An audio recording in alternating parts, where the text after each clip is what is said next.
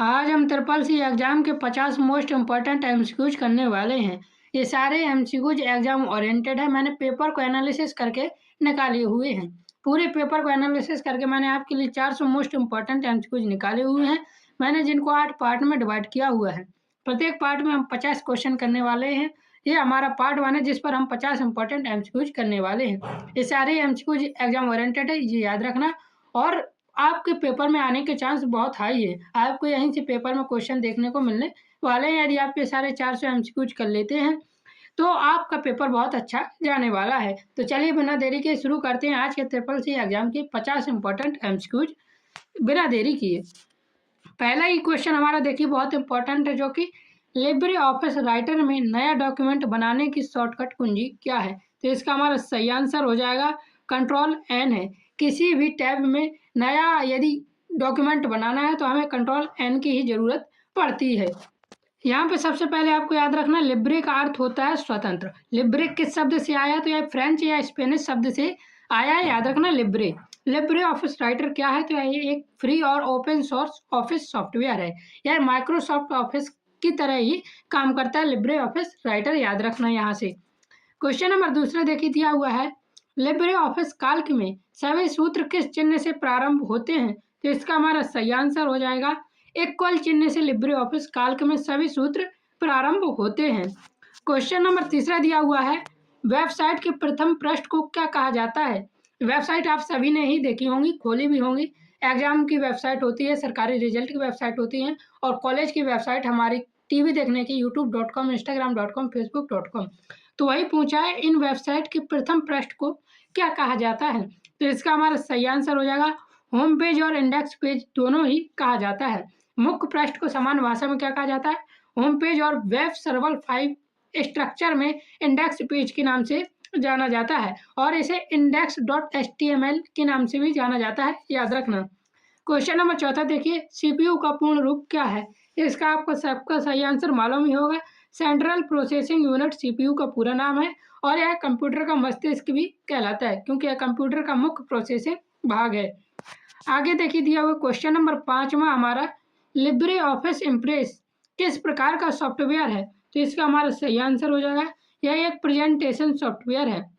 Libre office impress का उपयोग presentation और स्लाइड शो बनाने के लिए किया जाता है। तो सही आंसर हो जाएगा प्रेजेंटेशन टाइप का सॉफ्टवेयर है।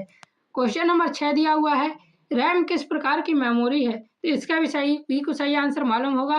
रैम एक अस्थायी मेमोरी है, या इसे वॉलेटाइल मेमोरी भी कहते हैं। रैम को याद रखना, इस जो कि कंप्यूटर बंद होते ही डेटा मिट जाता है रैम से। रैम का पूरा नाम क्या होता है, रैंडम एक्सेस मेमोरी रैम का पूरा नाम होता है।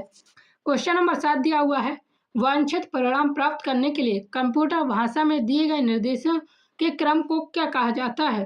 तो इसका हमारा सही आंसर हो जाएगा, जो इसका क्रम दिया होता है इसे क्या कहा जाता है, प्रोग्राम कहा जाता है। अर्थात किसी निश्चित कार्य को पूरा करने के लिए लिखे गए निर्देश के समूह को प्रोग्राम या एक क्रम में लिखे गए निर्देशों को प्रोग्राम कहा जाता है।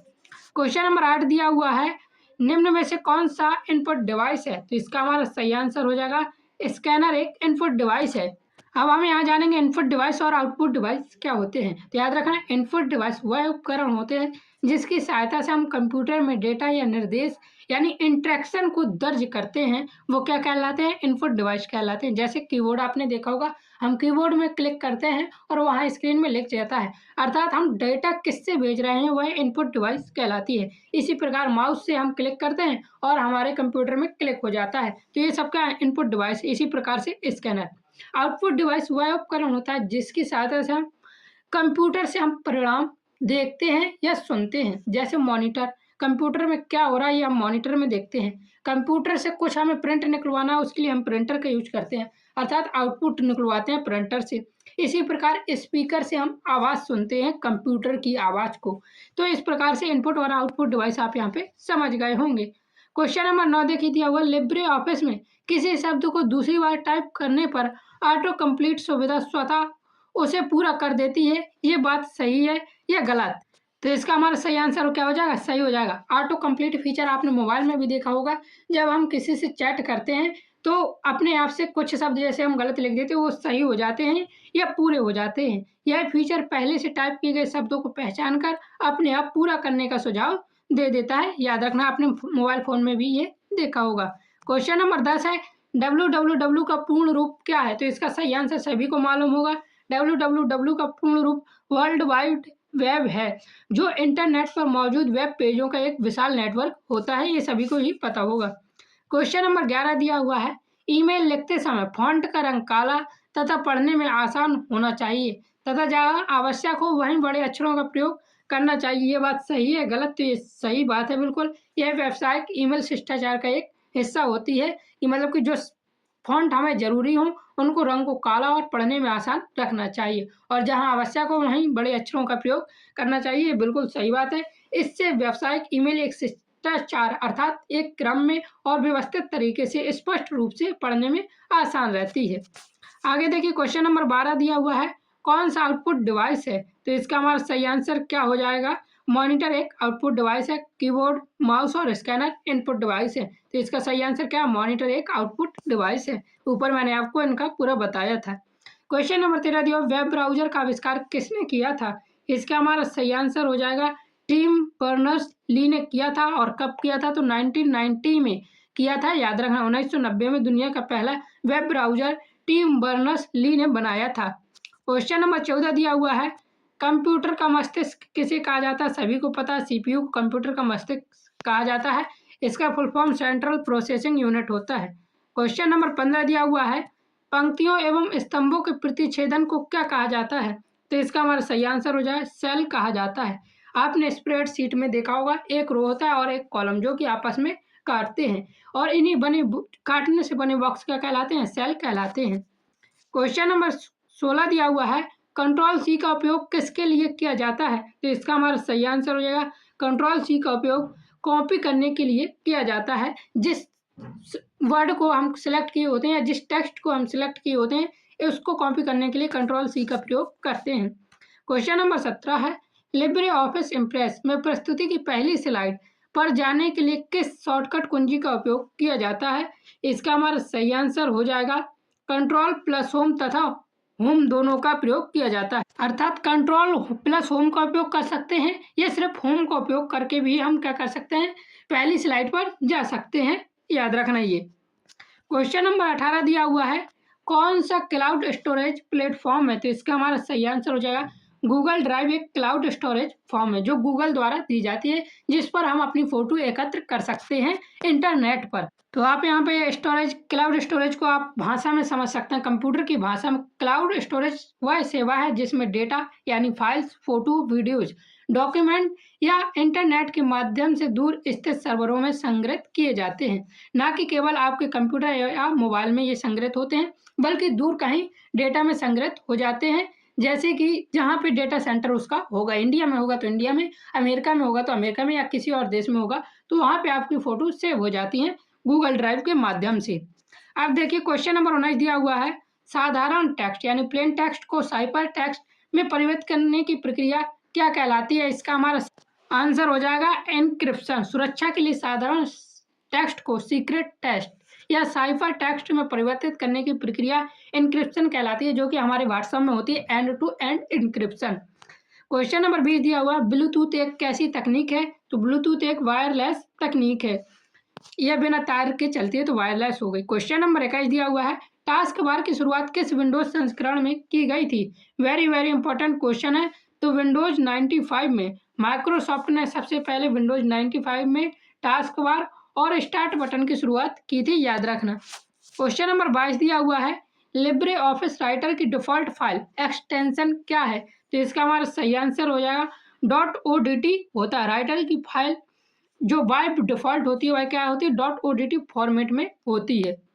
क्वेश्चन नंबर 23 दिया हुआ है, वेब ब्राउज़र में नया टैब खोलने की शॉर्टकट कुंजी क्या है? तो इसका हमारा सही आंसर क्या हो जाएगा? कंट्रोल टी होती है। किसमें? वेब ब्राउज़र में नया टैब खोलने के लिए। क्वेश्चन नंबर 24 देखिए, फायरवॉल का मुख्य कार्य क्या है? तो सही आंसर हो जाएगा नेटवर्क सुरक्षा प्रदान करना फायरवॉल का कार्य है। क्वेश्चन नंबर 25 दिया हुआ है, लिब्रे ऑफिस इम्प्रेस में प्रस्तुति यानी प्रेजेंटेशन अनेक से मिलकर बनती है। क्या अनेक से मिलकर बनती है? तो अनेक स्लाइड से मिलकर लिब्रे ऑफिस इम्प्रेस में प्रेजेंटेशन बनती है। क्वेश्चन नंबर 26 दिया हुआ है, कौन सा इनमें से ब्राउजर नहीं है? तो इसका हमारा सही आंसर क्या हो जाएगा? Microsoft Excel. यह क्या है? एक स्प्रेडशीट प्रोग्राम है, जबकि गूगल क्रोम क्या है? एक वेब ब्राउजर। मोजिला फायरफॉक्स भी आपने यूज किया होगा और माइक्रोसॉफ्ट एज भी यूज किया होगा। ये सभी ब्राउजर हैं। माइक्रोसॉफ्ट एक्सेल ब्राउजर नहीं है। क्वेश्चन नंबर 27 है, क्लास ए बी तथा सी के आईपी एड्रेस यूनिकास्ट होते हैं। तो इसका हमारा सही आंसर है कि ये बात बिल्कुल सही है। IPv4 में क्लास ए और बी और सी एड्रेस का उपयोग एक से एक कम्युनिकेशन के लिए किया जाता है। यूनिकास्ट कम्युनिकेशन के लिए किया जाता है। यूनिकास्ट कम्युनिकेशन को हिंदी में क्या बोलते हैं? एक से एक। क्वेश्चन नंबर 28 दिया हुआ है, कंट्रोल वी का उपयोग किसके लिए किया जाता है? सही आंसर हो जाएगा, पेस्ट करने के लिए कंट्रोल वी का उपयोग किया जाता है। क्वेश्चन नंबर 29 दिया हुआ है, लिब्रे ऑफिस काल में सूत्र किस प्रतीक से प्रारंभ होना चाहिए? ये ऊपर पढ़ा था, तो इक्वल से प्रारंभ होना चाहिए। क्वेश्चन नंबर 30 दिया हुआ है, कंप्यूटर वायरस क्या होता है? तो इसका हमारा सही आंसर हो जाएगा, हानिकारक प्रोग्राम को वायरस बोलते हैं।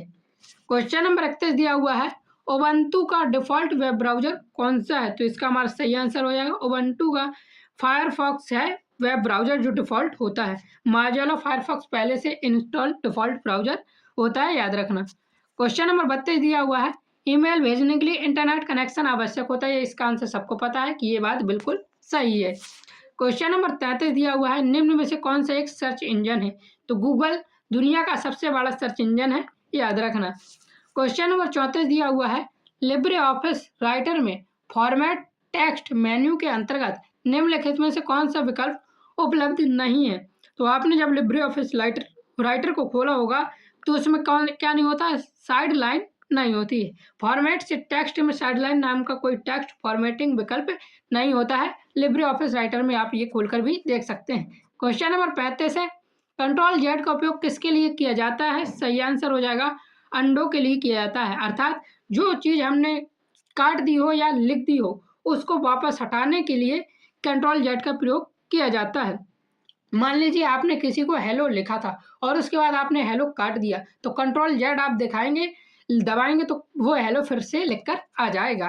क्वेश्चन नंबर 36 दिया हुआ है, कंप्यूटर में डिलीट कुंजी का उपयोग चयनित डेटा को हटाने के लिए किया जाता है। तो इसका सही आंसर क्या है? सही है ये बात बिल्कुल। क्वेश्चन नंबर 37 दिया हुआ है, HTTP का उपयोग किसके लिए किया जाता है? सही आंसर हो जाएगा, वेब पेज स्थानांतरित करने के लिए। HTTP जिसे हाइपर टेक्स्ट ट्रांसफर प्रोटोकॉल कहते हैं, यह वेब सर्वर से यूजर के ब्राउजर तक डेटा और पेज के ट्रांसफर के लिए किया जाता है, याद रखना। क्वेश्चन नंबर 38 दिया हुआ है, नेफ्ट का उपयोग मोबाइल बैंकिंग के माध्यम से भी किया जा सकता है। तो इसका सही आंसर है सही, नेफ्ट के जरिए पैसे का लेन देन किया जाता है, जो कि मोबाइल बैंकिंग ऐप और नेट बैंकिंग दोनों से किया जा सकता है। क्वेश्चन नंबर 39 दिया हुआ है, लिब्रे ऑफिस राइटर में टेक्स्ट को बोल्ड करने की शॉर्टकट कुंजी क्या है? सही आंसर हो जाएगा, कंट्रोल बी है। मैंने पूरे 400 क्वेश्चन में ही आपका एग्जाम ओरिएंटेड रखा है। इसमें हमने ज़्यादातर लिब्रे ऑफिस से रिलेटेड क्वेश्चन पढ़े और कंप्यूटर के कुछ छोटे छोटे बेसिक क्वेश्चन को पढ़े हैं। आगे हम किसी और चीज़ से रिलेटेड क्वेश्चन पढ़ेंगे पार्ट 2 में। तो पार्ट 2 देखना बिल्कुल भी ना भूलें। जब आप 400 क्वेश्चन कर लेंगे तो उन्हीं 400 क्वेश्चन के फॉर्मेट के आधार पर आपके पेपर में क्वेश्चन आते हैं, याद रखना।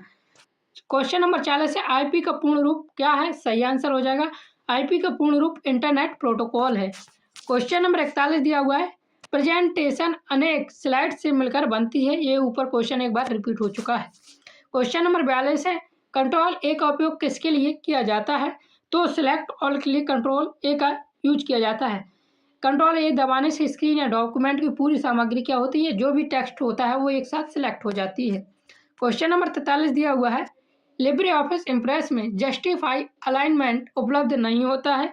ये बात बिल्कुल सही है। इम्प्रेस स्लाइड में केवल लेफ्ट, सेंटर और राइट अलाइनमेंट ही डिफॉल्ट रूप से उपलब्ध होते हैं। जस्टिफाई अलाइनमेंट उपलब्ध नहीं होता है। क्वेश्चन नंबर 44 है, PDF का पूर्ण रूप क्या है? सही आंसर हो जाएगा, पोर्टेबल डॉक्यूमेंट फॉर्मेट PDF का पूर्ण रूप है। क्वेश्चन नंबर 45 है, 1 बाइट बराबर कितने बिट के होता है? या तो ये हमें बताना। तो 1 बाइट बराबर 8 बिट्स के होता है। 8 बिट्स का समूह मिलकर क्या बनाता है? 1 बाइट बनाता है। क्वेश्चन नंबर 46 दिया हुआ है, इंटरनेट पर भेजे जाने वाले प्रत्येक डेटा पैकेज के स्रोत IP एड्रेस होना आवश्यक नहीं है। तो ये बात बिल्कुल गलत है। इंटरनेट पर भेजे जाने वाला प्रत्येक सोर्स और जो रिसीवर होता है, दोनों का आईपी एड्रेस होना ज़रूरी होता है, ताकि सही जगह संपर्क हो सके। तो ये बात बिल्कुल गलत है कि आईपी एड्रेस आवश्यक नहीं होता है, तो आवश्यक होता है। क्वेश्चन नंबर 47 है, लिब्रे ऑफिस कैल्क में कॉलम को किससे दर्शाया जाता है? सही आंसर हो जाएगा अक्षर से दर्शाया जाता है। क्वेश्चन नंबर 48 दिया हुआ है, मानक प्रारूप में व्यावसायिक दस्तावेज के इलेक्ट्रॉनिक आदान प्रदान को क्या कहा जाता है? सही आंसर हो जाएगा, मानक रूप में व्यावसायिक दस्तावेज के आदान प्रदान को ईडीआई कहा जाता है। ईडीआई का फुल फॉर्म होता है इलेक्ट्रॉनिक डाटा इंटरचेंज।